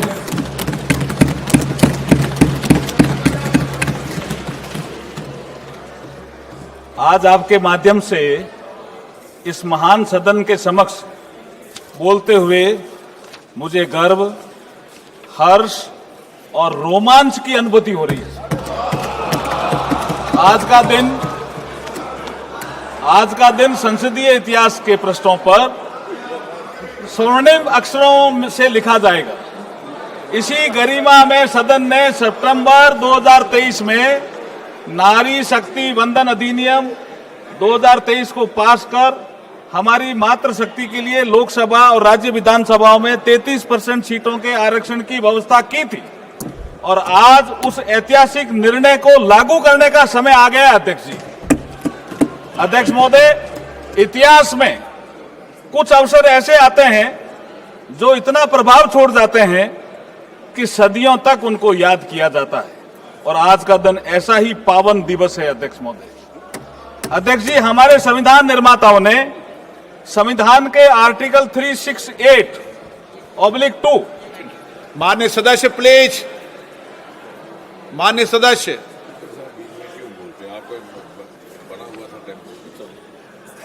माननीय सदस्य, मैं आग्रह करता हूं कि अगर आप इस तरीके से उठेंगे तो मैं नामजद तरीके से बोलना पड़ेगा मुझे। प्लीज बैठिए, प्लीज माननीय सदस्य बैठिए। माननीय मंत्री जी महत्वपूर्ण संविधान संशोधन बोल रहे हैं, चलिए बैठिए। विशाल दा पाटिल, क्या तरीका, कई बार समझा दिया आपको। अगर आप व्यवस्था का पालन नहीं करेंगे तो आपको बोलने का मौका नहीं दिया जाएगा। माननीय अर्जुन मेघवाल जी। अध्यक्ष महोदय, जैसे आपने पहले कहा, मैंने शुरू कर दिया था, लेकिन जो आइटम आपने 10 नंबर रूल 66 में रिलैक्सेशन दिया, इसलिए मैं आपसे ये भी अनुरोध करता हूं कि जो अपना आइटम 11, 12 और 13 इन सब पे विचार करने के लिए एक साथ आप विचार करने की अनुमति हमें प्रदान करें। अध्यक्ष महोदय, मैं ये कह रहा था कि हमारे संविधान निर्माताओं ने संविधान के आर्टिकल 368/2 के माध्यम से संविधान को ये शक्ति प्रदान की है, जिसके माध्यम से हम आवश्यकता अनुसार संशोधन कर लोक हित के निर्णय लागू कर सकते हैं। ये संसद को ही शक्ति दी है संविधान ने आर्टिकल 368 के तहत। इस पवित्र उद्देश्य से नारी शक्ति वंदन अधिनियम को लागू करने के लिए ये तीनों बिल आज इस महान सदन के समक्ष प्रस्तुत हुए हैं। महिलाओं को उचित प्रतिनिधित्व मिले, इसके लिए संविधान सभा में बहस हुई। श्रीमती हंसा मेहता, श्रीमती रेणुका रे, श्रीमती पूर्णिमा बनर्जी, श्रीमती अम्मू स्वामीनाथन जैसी महिला सदस्यों ने महिला प्रतिनिधित्व के मुद्दे पर संविधान सभा के समक्ष भी उठाया था। इसका मतलब मुद्दा 1949 से भी चल रहा है। अध्यक्ष महोदय, हमारे संविधान की प्रस्तावना में एक जस्टिस शब्द का उल्लेख हुआ है। जस्टिस की अपन बात को जोर देकर के भी संविधान सभा के निर्माताओं ने कहा है। जस्टिस भी 3 प्रकार का उन्होंने कहा है: सामाजिक, आर्थिक, राजनीतिक न्याय। सर्वप्रथम यदि हम सामाजिक न्याय की बात करें तो ऐसा नहीं है कि इस दिशा में कदम नहीं उठाए गए। जो भी सरकारें रही उस पर चिंतन हुआ, लेकिन आदरणीय नरेंद्र मोदी जी की सरकार आने के बाद मातृशक्ति के सामाजिक न्याय के लिए अनेक योजनाएं संचालित की गई। वह उनकी स्पीड और स्केल को बढ़ाया गया। मोदी जी जब महिलाओं के लिए शौचालय बनाते हैं तो महिलाओं के सम्मान में वृद्धि होती है, उससे इज्जत घर का नाम दिया जाता है। पीएम आवास के माध्यम से जब 69% मालिका हक मातृशक्ति को दिया जाता है तो वो सुरक्षित महसूस करती है। उज्ज्वला योजना के माध्यम से जब गैस चूल्हा मिलता है तो स्वास्थ्य में सुधार होता है। धुएं भरी रसोई से लेकर गरिमापूर्ण जीवन तक यही हमारा सामाजिक न्याय, जिसकी कल्पना कभी बाबा साहब B.R. अम्बेडकर साहब ने की थी कि हमें नागरिकों को, समस्त नागरिकों को सामाजिक न्याय, आर्थिक न्याय, राजनीतिक न्याय देना होगा। प्रधानमंत्री मातृ वंदना योजना के माध्यम से जब गर्भवती महिलाओं को पोषण मिलता है तो आने वाला भविष्य भी संवरता है। मैटरनिटी अवकाश को 12 सप्ताह से बढ़ाकर 26 सप्ताह किया जाता है तो पारिवारिक दायित्वों की पूर्ति का समय मिलता है। शस्त्र सेनाओं में महिलाओं को जब स्थायी कमीशन प्रदान करने से राष्ट्र सेवा में डिफेंस फोर्सेज का अभिन्न हिस्सा बनती है तो महिलाएं सशक्त होने का एहसास महसूस करती है। इसी प्रकार हम आर्थिक न्याय की बात करें, मैंने अभी तक सामाजिक न्याय की बात करी, अब मैं आर्थिक न्याय की बात करता हूं। अगर आर्थिक न्याय की बात करें तो योजनाएं पहले भी बनी, लेकिन जब मोदी जी आते हैं 2014 में तो इन योजनाओं के क्रियान्वयन में और परिणाम में विजिबल चेंज नजर आता है। महिलाओं के लिए जनधन खाते, प्रधानमंत्री मुद्रा योजना, सुकन्या समृद्धि योजना, लखपति दीदी, मुद्रा योजना में तो 60% से ज्यादा महिलाएं आर्थिक रूप से सशक्त और समर्थ बन रही है। तो सेल्फ हेल्प ग्रुप और स्टार्टअप के संचालन में स्वयं निर्णय प्रक्रिया में भागीदार बनकर आर्थिक योजना में सहभागिता दे रही है। अध्यक्ष महोदय, ये सब क्यों संभव हो पाया? ये ऐसे ही नहीं हुआ। ये उस दृढ़ इच्छा शक्ति और पवित्र भावना का परिणाम है जो आदरणीय नरेंद्र मोदी जी मातृशक्ति के लिए रखते हैं। इसलिए हम कहते हैं कि हमारे पास नियत भी है, नीति भी हो और मोदी जी जैसे सशक्त नेता भी हैं। अध्यक्ष महोदय, यदि हम राजनीतिक न्याय की बात करें, अभी मैंने सामाजिक न्याय की बात करी, आर्थिक न्याय की बात करी और राजनीतिक न्याय की बात, ये संविधान का जो हमारा प्रीएम्बल है उसी में उल्लेखित है। अध्यक्ष जी, पहला शब्द ही न्याय है। तो हम राजनीतिक न्याय की बात करें तो सर्वप्रथम हमारे संविधान निर्माता बाबा साहब भीमराव अम्बेडकर जी ने महिलाओं को राइट टू वोट का अधिकार दिया। ये राजनीतिक न्याय है सर, जिसे उन्होंने यूनिवर्सल अडल्ट फ्रेंचाइज कहा। महिलाओं को राजनीतिक रूप से सक्रिय भागीदारी की ओर बड़ा कदम बढ़ाया। यूनिवर्सल अडल्ट फ्रेंचाइज को लेकर ऑल इंडिया वुमेन्स कॉन्फ्रेंस जो 1927 में, ये 100 साल का संघर्ष है सर, 1927 में पुणे में आयोजित हुई थी। 1931 तक सभी को वैक्स मताधिकार की मांग की गई थी, जिसे बाबा साहब भीमराव अम्बेडकर जी द्वारा भारत के संविधान में साकार रूप दिया गया। राइट टू वोट महिलाओं को। बाबा साहब का कहना था, I quote, I measure the progress. मैं एक समुदाय की प्रगति इस बात से नापता हूं कि उस समुदाय की महिलाएं कितना प्रगति कर रही हैं। समाज की प्रगति को महिलाओं की प्रगति से मापता हूं। माननीय अध्यक्ष जी, यहाँ एक विषय और उल्लेखनीय है कि जहां भारत में बाबा साहब ने आजादी के तुरंत बाद महिलाओं को समान मताधिकार उपलब्ध कराया, वहां दुनिया में, जो विकसित कही जाने वाली दुनिया में, लंबे समय तक महिलाओं को संघर्ष करना पड़ा।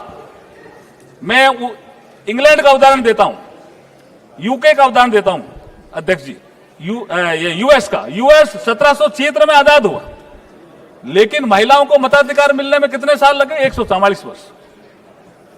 और यूनाइटेड किंगडम, इसमें तो 1918 में महिलाओं को मताधिकार दिया, लेकिन लिमिटेड कर दिया कि जो महिलाएं 30 साल से उम्र के अधिक हो या जिनका पति प्रॉपर्टी से संबंधित क्वालिफिकेशन रखता हो, उसको दिया।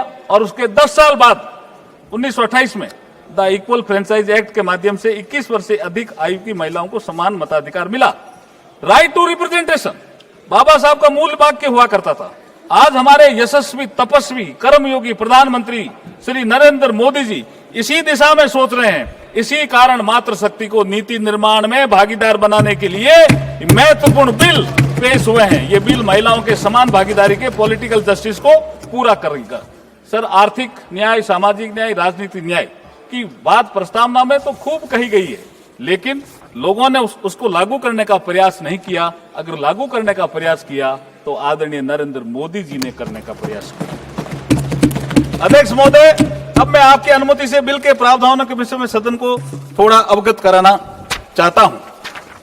जब आजादी के 75 वर्ष के बाद अमृतकाल के युग में प्रधानमंत्री श्री नरेंद्र मोदी जी ने नए संसद भवन में पहले बिल के रूप में 18 से 21 सितंबर 2023 को विशेष सत्र के माध्यम से नारी शक्ति वंदन अधिनियम पारित करवाकर लोकसभा व विधानसभा में महिलाओं के 33% प्रतिनिधित्व को सुनिश्चित करके लोकतंत्र को पुष्पित व पल्लवित करने का अभिनव कार्य किया है। आज उसी श्रृंखला में हम ये अमेंडमेंट बिल लेकर के आए हैं। इसी संसद में 17वीं लोकसभा के दौरान 18 से 21 सितंबर 2023 को आयोजित विशेष सत्र में पारित की गई द कॉन्स्टिट्यूशन 106 अमेंडमेंट एक्ट, जिसको हम नारी शक्ति वंदन कहते हैं, और जिसको 28 सितंबर को राष्ट्रपति जी ने अनुमोदित किया। इसके माध्यम से संविधान के आर्टिकल 330A, 332A, 334A को इंसर्ट किया गया था तथा आर्टिकल 239AA में अमेंडमेंट किया गया था, ताकि लोकसभा व राज्य विधानसभाओं तथा एनसीटी दिल्ली की असेंबली में भी लगभग 1/3 सीटें नारी शक्ति के लिए आरक्षित की जा सके। इस संबंध में सदन में चर्चा के दौरान विपक्ष में अन्य दल के नेताओं ने अनुरोध किया था कि इस वुमेन रिजर्वेशन बिल का क्रियान्वयन जल्दी से जल्दी किया जाए। हालांकि जो प्रोविजन 2023 के संविधान संशोधन में किए गए थे, उसके अनुसार ये महिला आरक्षण तभी ऑपरेटिव होना प्रस्तावित था जब इस एक्ट के लागू होने के बाद पहली रिलेवेंट सेंसस 2026 की जनगणना के आधार पर डिलिमिटेशन एक्सरसाइज को पूरा किया जाए। दूसरे शब्दों में कहा जाए तो महिलाओं के लिए आरक्षण तब तक लागू नहीं किया जा सकता था जब तक 2026 के बाद प्रकाशित होने वाली सेंसस फिगर के आधार पर डिलिमिटेशन एक्सरसाइज नहीं की जाती। अगली सेंसस और उसके बाद की डिलिमिटेशन प्रक्रिया में अभी पर्याप्त समय लगेगा, जिससे वुमेन की इफेक्टिव पार्टिसिपेशन में डिले होगा। इसलिए अध्यक्ष जी, आज जो हम ये अमेंडमेंट लेकर के आ रहे हैं, उनका मूल उद्देश्य लोकसभा, राज्य विधानसभाओं में महिलाओं के लिए 33% सीटें जो आरक्षित करने संबंधी प्रावधानों को लागू करने के उद्देश्य से हैं। इसके लिए संविधान के आर्टिकल 55, आर्टिकल 81, 82, 172, 330, 332 और 33A में संशोधन का प्रस्ताव है, जो बिल में साफ साफ उल्लेखित है। द कॉन्स्टिट्यूशन 106 अमेंडमेंट लोकसभा तथा विधानसभा महिलाओं के लिए लगभग 1/3 सीटों का रिजर्वेशन, जिसमें SC/ST भी शामिल है, प्रदान किया गया है।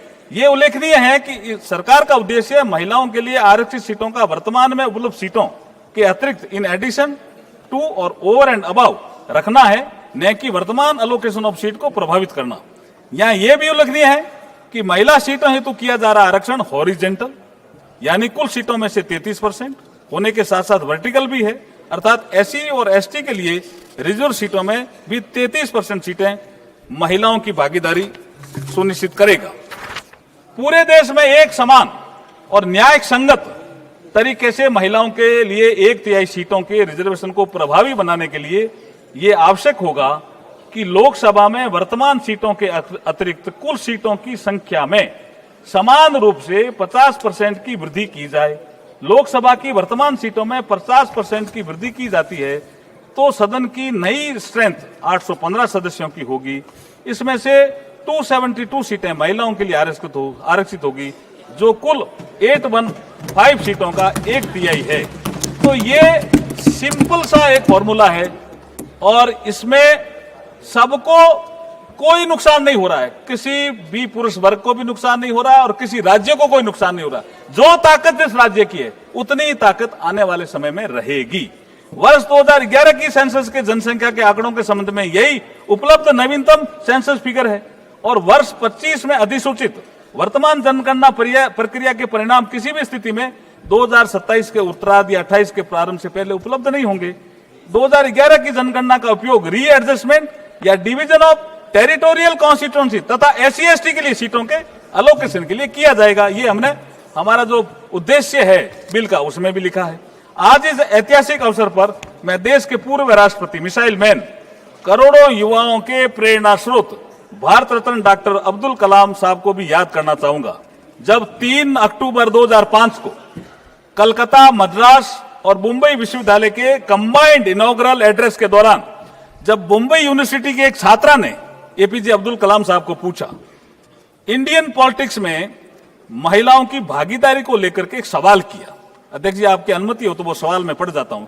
एक महिला ने, लड़की ने पूछा, what is the future of women? इस महिलाओं का भविष्य क्या है जो भारतीय राजनीति में आने वाली हैं, जब सभी राजनीतिक दल इस महिला विधेयक का विरोध कर रहे हैं। एपीजे अब्दुल कलाम साहब ने जो उत्तर दिया था वह जो 33% आरक्षण का है, वह ऐसा दौर जरूर आएगा और यह केवल समय की बात है और इसमें जो सफलता है वह बिना किसी समस्या के नहीं आती और यही महिलाओं को साथ मिलकर करना है और यह विधेयक पारित किए जाने के लिए महिलाओं द्वारा यह कार्य किया जाना है। तो समय आएगा और ये समय आ गया। नरेंद्र मोदी जी के नेतृत्व में ये सदन इसको पास कर रहे हैं।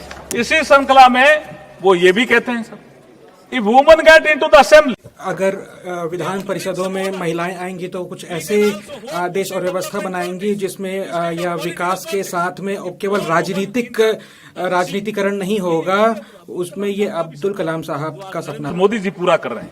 विधायिका में नारी शक्ति का बढ़ता प्रतिनिधित्व हमें डेवलपमेंट में और निर्णय प्रक्रिया में भागीदार महिलाओं को बनाएंगे तो हमें इसका देश को लाभ होगा।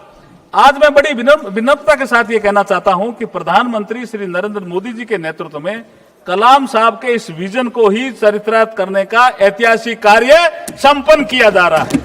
अध्यक्ष महोदय, मैं इस अवसर पर भारत के प्रथम उप प्रधानमंत्री और गृह मंत्री लौह पुरुष सरदार वल्लभ भाई पटेल जी का भी स्मरण करना चाहूंगा, जिन्होंने लगभग 100 वर्ष पूर्व अहमदाबाद नगर पालिका के अध्यक्ष रहते हुए महिला आरक्षण की बात कही थी। सरदार पटेल साहब को भी मैं नमन करना चाहता हूं। अध्यक्ष महोदय, महिलाओं को लोकसभा तथा राज्य विधानसभा में आरक्षण देने संबंधी विषय बहुत लंबे समय से पेंडिंग था। 1975 में भारत में महिलाओं की स्थिति पर बनी एक समिति ने महिलाओं के घटते राजनीतिक प्रतिनिधित्व पर कमेंट किया था। 1988-2000 के नेशनल पर्सपेक्टिव प्लान में भी सभी चुने हुए निकाय में महिलाओं के लिए 30% आरक्षण की सिफारिश की थी। 13वां संशोधन भी आया, लेकिन लोकसभा और विधानसभा में ये महिलाओं का रिजर्वेशन का काम आगे नहीं बढ़ा। अध्यक्ष महोदय, यहां तक महिला आरक्षण का बिल का सवाल है। सर्वप्रथम ये बिल 12 सितंबर 1996 को श्री HD देवेगौड़ा साहब की सरकार के समय संविधान का 81वां संविधान संशोधन लोकसभा में पेश किया गया। बहस के बाद इसे गीता मुखर्जी की अध्यक्षता वाली संयुक्त संसदीय समिति को सौंप दिया गया। गीता मुखर्जी कमेटी ने 9 दिसंबर 1996 को अपनी रिपोर्ट सौंपी, परंतु 1996 में 11वीं लोकसभा के खत्म होने के साथ ही ये बिल खत्म हो गया। इस दिशा में अगला प्रयास आदरणीय श्री अटल बिहारी वाजपेयी जी की सरकार में 14 दिसंबर 1998 को संविधान के 84वें संविधान संशोधन विधेयक 1998 में पेश किया गया, परंतु 12वीं लोकसभा के खत्म होते ये प्रयास भी समाप्त हो गया। अटल बिहारी वाजपेयी जी की अगली सरकार 13वीं लोकसभा में 23 दिसंबर 1999 को संविधान का 85वां संशोधन विधेयक 99 में पेश किया गया, परंतु राजनीतिक पार्टियों के बीच सहमति न बनने के कारण आगे नहीं बढ़ सका। इसी श्रृंखला में अगला महत्वपूर्ण प्रयास डॉक्टर मनमोहन सिंह जी की सरकार द्वारा संविधान में 108वां संशोधन विधेयक 2008 6 मई 2008 को राज्यसभा में प्रस्तुत किया गया। 2 साल बाद 9 मार्च 2010 को राज्यसभा में तीखी बहस और भारी हंगामे के बीच ये बिल पास हो गया, किंतु लोकसभा में ये बिल पास नहीं हो सका। अध्यक्ष महोदय, हमारे यशस्वी प्रधानमंत्री नरेंद्र मोदी जी जो महिला अधिकारों और महिला कल्याण के प्रति सदैव संवेदनशील है, उनके मार्गदर्शन में लगभग सर्वसम्मति बनाते हुए नई संसद के पहले बिल के रूप में 19 सितंबर 2023 को नारी शक्ति वंदन अधिनियम संविधान का 128वां संशोधन विधेयक 2023 लोकसभा में प्रस्तुत किया, जो लोकसभा में भारी बहुमत से पास हुआ, जिसके पक्ष में 454 वोट पड़े, मात्र 2 वोट विपक्ष में पड़े, जिसे बाद में संविधान का 106वां संशोधन कहा गया। 2023 के तौर पर यह लागू हुआ, ये 2023 के पर लागू किया गया। अगले ही दिन 20 सितंबर 2023 को राज्यसभा में 2014 वोटों के साथ बिना किसी विरोध के ये बिल पास हो किया गया। 28 दिसंबर को भारत की पहली आदिवासी महिला राष्ट्रपति माननीय श्रीमती द्रौपदी मुर्मू जी के द्वारा इसे मंजूरी प्रदान की गई। अध्यक्ष महोदय, 4 दशकों के लंबे अंतराल के बाद माननीय प्रधानमंत्री जी के नेतृत्व में महिलाओं के लिए लोकसभा राज्य विधानसभाओं में 1/3 सीटों के आरक्षण की व्यवस्था सुनिश्चित हो पाई। आज हम इस संविधान 131वें संविधान संशोधन विधेयक 2026 के माध्यम से इसे इस महान सदन के समक्ष साकार रूप देने जा रहे हैं। इस पूरे विश्व में, इससे पूरे विश्व में भारत और भारतीयता का शाश्वत संदेश का प्रचार करने वाले यहाँ स्वामी विवेकानंद जी का कोट भी मैं आपको कहना चाहता हूं। स्वामी विवेकानंद जी ने एक मात्र शक्ति के उत्थान का संदेश देते हुए कहा, there is a no chance. वहां पर ऐसी कोई अवसर नहीं है, यह बहुत महत्वपूर्ण है। ऐसी कोई संभावना नहीं है जहां पर जब तक महिलाओं का उद्धार नहीं किया जाएगा तब तक विश्व का उद्धार नहीं किया जा सकता। यह बिल्कुल भी संभव नहीं है पूरे विश्व के लिए, कि केवल एक ही पंख से कोई हम उड़ नहीं सकते। नरेंद्र मोदी जी का सपना है। मुझे विश्वास है कि ऐतिहासिक संविधान संशोधन के लागू होने से भारत, जिसे कभी वैभव भारत के नाम से भारत को जाना जाता था, हमारे विधायिका में भागीदारिता बढ़ेगी और भारत विकसित भारत बनेगा। तमिल भाषा के महाकवि सुब्रमण्यम भारती ने भी स्वतंत्र, शिक्षित, आत्मनिर्भर और शक्तिशाली नारी की कल्पना करते हुए अपनी कविताओं के माध्यम से बताया कि महिलाएं केवल घर तक सीमित नहीं है, वे निर्णय लेने, कानून बनाने, वे शासन करने में सक्षम है। वे निडर, जागरूक और प्रगतिशील है, जो समाज को आगे बढ़ाती है। अध्यक्ष महोदय, मैं बड़े ही विनम्र भाव के साथ और गर्व के साथ ये कहना चाहूंगा कि वैदिक काल से हमारी आधुनिक काल तक जब जब मातृशक्ति को नेतृत्व करने का अवसर मिला है, तब तब उन्होंने अपनी प्रतिभा, योग्यता और क्षमता से अपना आप को सिद्ध किया है। वैदिक काल में यदि हम देखें तो गार्गी, मैत्रेय, घोषा, अपाला, लोकपुत्रा जैसी अनेक विदुषी महिलाओं का जिक्र मिलता है। कालांतर में हमें ऐसी अनेक महिलाओं का भी जिक्र मिलता है जिन्होंने शासक के रूप में अपनी प्रतिभा का परिचय दिया। रानी नागनी, तो सावित्रीबाई फूले, रमाबाई जैसी महिलाओं का उल्लेख मिलता है, जिन्होंने महिला शिक्षा के क्षेत्र में महत्वपूर्ण भूमिका निभाई। औपनिवेशिक काल में आजादी के संघर्ष में भी महिला नेतृत्व ने बढ़ चढ़कर भूमिका निभाई।